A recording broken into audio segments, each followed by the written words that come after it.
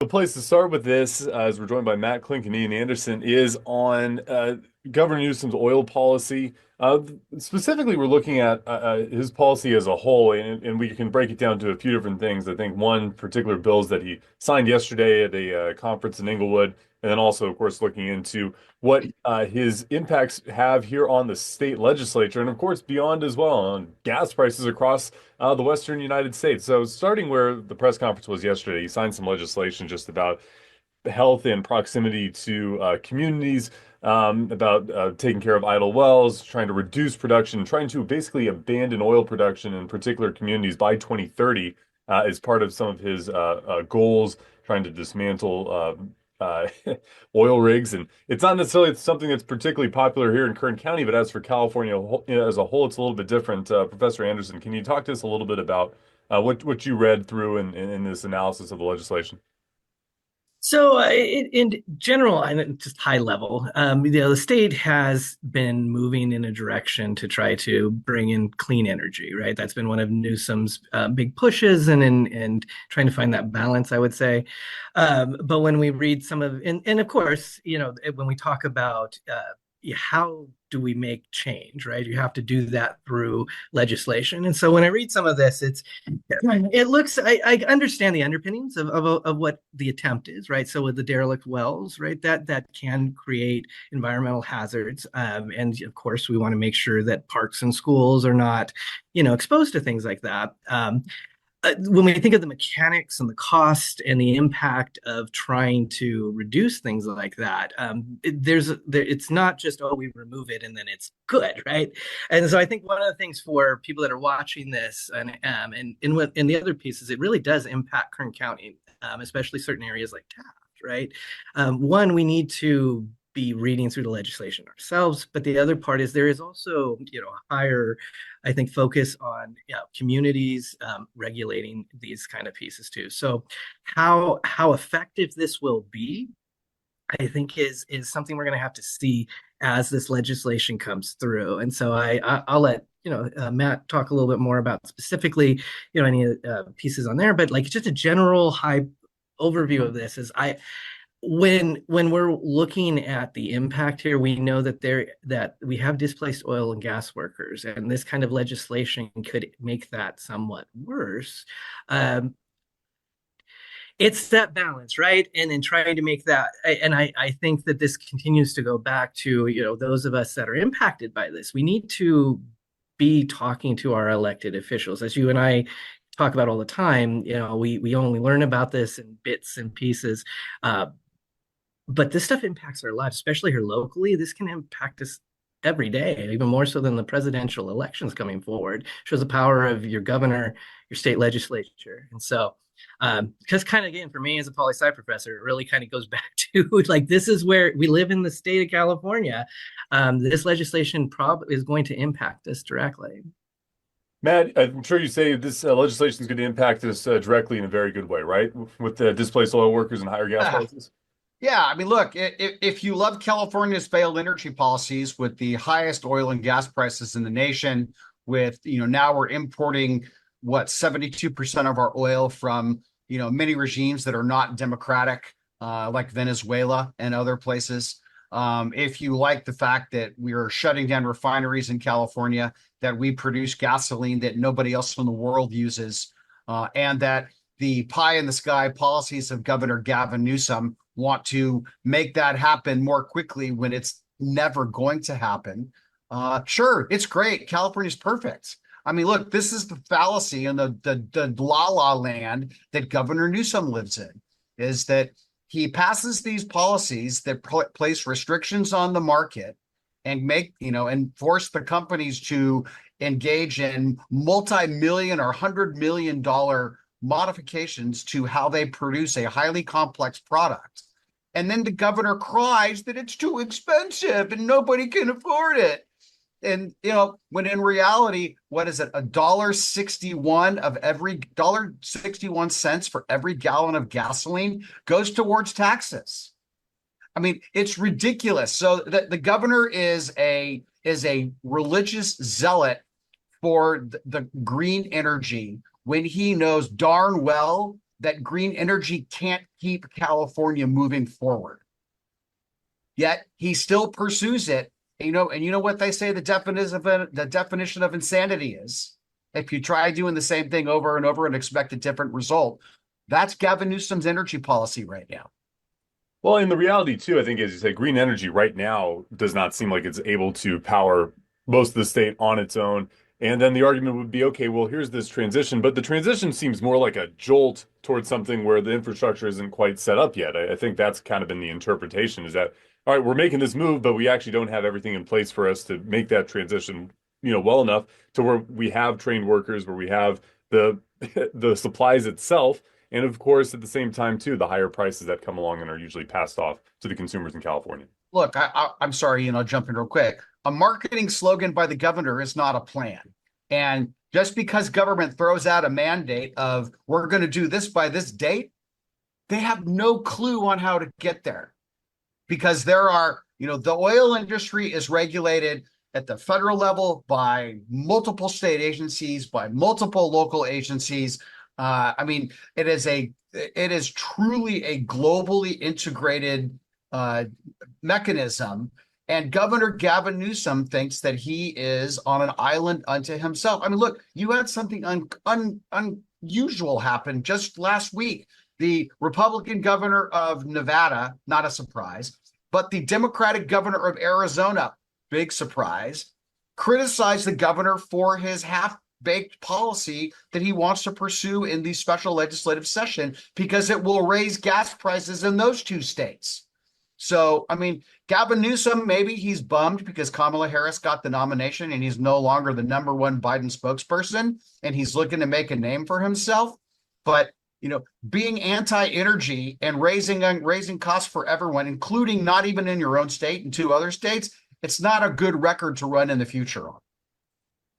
Yeah, and I have to go ahead, Ian. Mark, Mark brings up some really good points when we think about, one thing, Newsom he's not going to be necessarily up for re-election again until 2027. He survived another recall. Done. And so when you think about why we're seeing some of these potentially aggressive policies, I would say, could be tied to the fact that, he's on his way out. And so setting the groundwork for legislation that may go forward. The other part of this too is when we think about exactly, Matt pointed out, is that, this is a very complex issue, right? And so personally, I don't have an issue with the idea of going towards green and renewable energy, but it's absolutely right. Like you can implement a policy, you can sign a bill, but it still has to be implemented.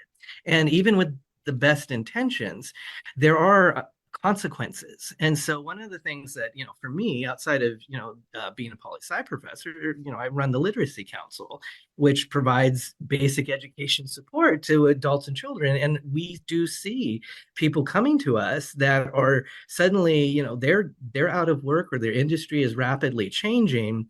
And they're like, well, we need to elevate our skills. We need to. And so when we think about the impact, right, I think these slogans, it's a good example, right? We tend to villainize certain industries, people, things like this for elections, right? And so I go back to, especially oil and gas in Kern County and like I teach out in Taft, right?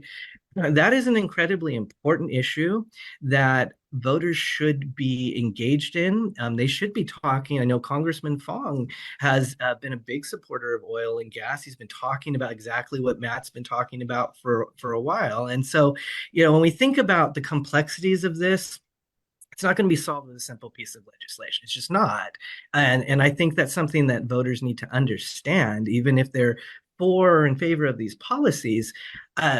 How it's implemented in the county, how the counties react to it. I mean, it is not just a flash and then it changes. Like removing oil wells and things like that. That is a complicated, costly process. And as we look at this, the cost, if you're adding more cost on the industry, it's going to impact both the employees and the consumer. It's just true. And so I think that's important for people to understand, especially the part where it's a campaign promises, things like that. There's still the implementation piece and the impact, right? And so we have to think about the whole process as well. Well, and William, look, I mean, look, Kirk County residents know this, that it's not just the price of a gallon of gas, because the trucks that deliver the products to market are now paying more for gas. Therefore, they raise the price of their products. I mean, it's cyclical. It just builds up and up and up. And again, look, the state even has some half-baked plan where they say that if we continue to lose oil refineries because we're forcing them to shut down, or they're going to places where they actually want the production of oil and gas, that the state will just take over and run an oil refinery. This is a government that can't solve the homeless problem. And we're going to try to do something as chemically complex as run an oil refinery and distribute product throughout California. I mean, good gosh, what color is the sky in their world? I mean, this is the classic example of, there is look, let me put it a positive way so that I don't sound completely negative all the time. California is the world leader on green technologies. We're proving that you can have wind, you can have solar, you can have hydroelectric. We're proving that you can have battery electric storage facilities. We should have an all of the above energy platform. The goal should be to drive costs down for everything, because that makes consumers produce less. And if these renewables are so market driven, they will squeeze gasoline out of the market. The problem is that government has put its foot on the gas pedal, sorry, bad analogy probably, and trying to pick winners and losers. And the government is horrid at picking winners and losers. And this is what Gavin Newsom is trying to do. And when his grand vision doesn't work, he gets sad and he's going to take his toys and go home. Poor little Gavin. Well, and I think the other piece with this, right, is that the infrastructure, right? If we're wanting to push towards this idea of everybody having, an electric car or something like that, do we really have the infrastructure to support that? Even with tax credits to get you to try to buy a car, like I said, I think I get the vision and the importance of it, but one of the real challenges is that we just don't. It's not going to happen in one term, right? It's not going to happen in one legislative cycle, and we need to be realistic with that. And in a lot of time, and again, I go back to one of the big things is it does impact the residents in Kern County directly, and so and we shouldn't be vilifying the oil and gas industry, right? Like, people that go to work and do this, they're just like you and me. They're no different, right? They care about, paying their bills. And we have to think about like the homeless and housing crisis, right? This could potentially make this even worse. And so have we thought this all the way through? So when we think about intervention policies, right, we're unhappy, the state is unhappy with the outcome of, homeless policies and how we've reduced, but at the same time, what we're doing with this push for renewable energy can make that even worse. And so I continue to tell people, like, if this directly impacts you, call your elected official, be involved. Don't just be on social media, right? Like I said, Congressman Fong is a great advocate for oil and gas. You can call him and talk to him if he's in your district. I mean, this is one of those things that it's important to exercise, not just voting, but your voice, your freedom of speech, to say, look, this matters to me, and this is the true outcome of it, because otherwise the narrative will be carried forward by the loudest voice in the room. And as Matt pointed out, Newsom is very good at selling the idea. Right now, at the end of the day, the practical implications of that, we're not quite sure. So, yeah, I want to focus back to some extent, like, what can people do about this? And so I continue to say, like, we need to be politically engaged, follow these bills. And if this impacts you, you need to say something. Well, and unfortunately, as far as elected officials in the state assembly and state senate have gone for California, it's impacted them when they've spoken out. Even the Democrats here. I mean, we've had Jasmine Bain just this last year was stripped of her spots on her committee, and we go back even further. We have Rudy Salas who had the same thing, where he was stripped of his same assignments because they are people that realize the impacts that it has here on Kern County and the Central Valley, and yet Democrats in the state assembly were more than happy to take them out for, supporting these initiatives when it comes to clean energy. So it does. I asked Senator Hurtado about this. She didn't seem to think so, but I said it really does start from the top down, doesn't it? As far as the edict on this, it's coming from the governor's office. I mean, there's no other. They have to, Right. I mean, it's almost like we're a parliamentary system in Europe, and where they call it they will a three whip vote, which means you vote it or you're out of the party. I mean, well, two things. This is what happens when you have a one party monopoly on power for multiple decades. They begin to think monolithically or uniformly on issues. And if you stray off the approved path by the parties that be, they punish you, and the punishment is usually pretty strict. The other part is that unless the Democrats enforce this rigid dogmatic reliance onto these policies, they don't want a discussion about, is this working? I mean, this is classic 1984 stuff. They are the language of disinformation. They will tell you that this stuff is going to work, not because they have the data, because it has to work. It's an existential threat to our whole global. I mean, there are kids in school now, but that believe that the world will end in 12 years unless we get rid of oil and gas. That's a direct result of the crazy green left on their wacko policies being implemented in schools. So it all works together, that the machine in Sacramento pushes these policies and if you don't fall in line, you're bad and you're ostracized. Yeah, I think the other part, like, too, is we've seen this at the national level as well, right? If you're not voting a certain way, you're stripped of an assignment.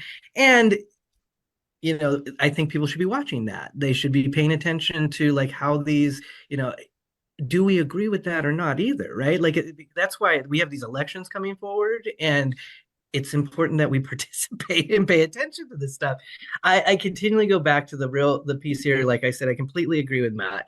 It doesn't matter what party affiliation you are or who you support. Like, can say anything, right? We can say we're going to give all this money to stimulate home ownership, but how practical is that? Where's the money coming from? Is that the real solution? And there isn't a lot of times, there isn't a whole lot of discussion in it. And the truth is, too, you won't know the full impact of a policy until it's implemented. And so I think, for anyone to say that this is the solution, no matter what it is somewhat misleading, because when we think about, just as Matt pointed out, it is a multifaceted global issue that impacts multiple people. And like I said, this is part of the process, right? People need to express their opinions, and we need to go through this. But I think it's incredibly important, again, that, if this is something that affects your everyday life, right, then you need to go out to the polls. You need to vote. And you need to not be afraid to say, hey, I don't agree with this. And this is why, right? And to say, this is the direct impact of this policy on me. And I think it's really, again, we go back to, like, the vilifying of certain industries, which just isn't true, right? Because when you break, you can't vilify it. And so it's important to break that down, because I think there's a lot of rhetoric and narrative that pushes certain ideologies forward, and people tend to just believe it. And so, again, and I think social media has impacted that a lot. But it's also available to you, right? Like, I hadn't read all these bills, but it was easy for me to find it, right? And I think that's something that we need to be exercising more of. All right. Well, last things on this, I'm just going to run through a few things real quick. I mean, one of the things we talk about, the political consequences. If you've been looking at the catalog of what the governor has been signing, almost exclusively coming out of the state assembly, because he's not taking up a bunch of state senate bills, because the state senate has really not agreed to the special session, or done so very lightly. They haven't been taking on as many legislative sessions and opportunities to discuss. So a lot of the legislation that you're seeing is coming out of the state assembly and kind of holding that chamber in contempt, if you will, at the particular moment. And we talked about this briefly too, but and Matt had mentioned the governors of Arizona and Nevada, of course, both have their severe concerns about it because the background information there is we export the oil to Arizona and Nevada, and then they'd be concerned about what the potential price increases would have for them. Both states, in particular Arizona, is a state that Democrats are looking to hold on to. And as you were saying about Newsom being Harris's or excuse me, Biden's favorite spokesperson. It's now that Harris has the job, who knows if that's something to say. Hey, Arizona says, hey, don't get too out of line as far as getting away from Harris and her policies, especially as she has her own fracking battle that she's fighting up in Pennsylvania, trying to keep oil and energy production up there to the liking of some of those more moderate and swing voters. Yeah, it's a concern about prices across the country. And then, of course, in our district and in districts like those in Pennsylvania, it's a concern about the workers and the cost of living and the folks that can be here and what financial situation they're put into following that. Any last words on this before I ask one question on what next Tuesday's all about? No, look, the sad reality is that Gavin Newsom, by his policies, I won't say by his words, but Gavin Newsom, by his policies, is not a supporter of the men and women who work in the oil and gas industry. He believes that they are the proverbial horse and buggy makers in an automobile world, and he believes that it is his job to put them out of business. Now, the Democrats are really good on saying they'll be placed by, all these new green jobs. A person who works in the oil industry, this is a family supporting $100,000+ a year job. So you're going to have to work 3 of those solar panel installation jobs. So look, policies speak louder than speeches here. And Gavin Newsom's policies are detrimental to anyone who works in the industry, which means that they're detrimental to Kern Valley or Kern County, right? And in the many parts of the Central Valley. And that's why the governor doesn't perform well electorally in that part of the world. 100%. I couldn't agree more. When we think about, again, vilifying an industry, as Matt pointed out, these are people that support their families. And you can't just change the industry overnight. There needs to be training, and will it pay the same, right? So in this transition process of whatever's happening, there are going to be people impacted directly by this and not in a positive way. And so, yeah, I completely agree that that's part of the reason why Kern County votes a lot of the way that it votes, because, again, we see the reality of what happens when policies like this are implemented. I see it at the council with people that are now in a situation where they could pay their bills before with the education that they had, and now they are older and trying to change into a whole new industry that they didn't, and that's not necessarily good for the community. All right, and since we're jumping from there over to a VP debate question, we're going to have one on this topic. I just want to say, what are we looking for in the VP debate if you're a Central Valley voter, if you're a California voter? No, a lot of people always say California, blue state, doesn't matter. What are voters watching for here in California? And perhaps, hey, maybe people in Nevada and Arizona are watching in particular. They're worried about their gas prices. They'll see the YouTube algorithm will shoot them over here. What should they be watching for as well in those swing states? Well, look, I mean, if people really take this very seriously, this debate highlights two men that are a heartbeat away from the presidency. So you want to make sure that both of them are able to carry on a rigorous debate. Now, the reality of vice presidential debates is something just the opposite. If you just look at it for pure enjoyment, pleasure, it will be a lot of fun to see what usually are quick, hard-hitting, fast-moving debates where, in this case, you have 2 candidates that don't particularly like each other. Shocker, I know, in this election season. Right. But it should make for really good TV. It will probably upset people if you take things like this really seriously. It's not going to influence who wins on November 5th. If you watch it as good political theater, you will enjoy it. but you also have to keep in the back of your mind that if something were to happen to Kamala Harris or Donald Trump, either Waltz or Vance would be next up. So there is a little bit of seriousness to it, but not a whole heck of a lot. Yeah, absolutely. Vice presidential debates very rarely have any sort of significant impact on the actual presidential election. People who are watching this have already made their decision.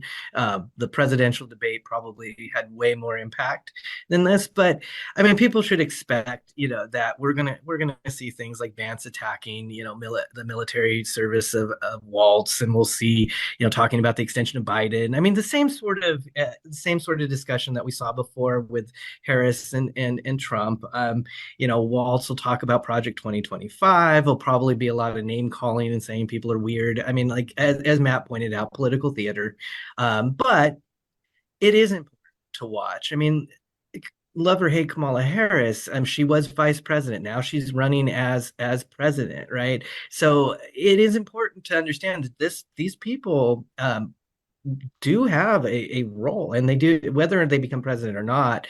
The vice president has taken on a more involved role than it has in the past to some extent. So again, the probably most significant thing about this is that there's no other presidential debates scheduled, so this would probably be the last time that you kind of see the two candidates, I guess by proxy, discussing things, but I would not make my final decision based on this debate.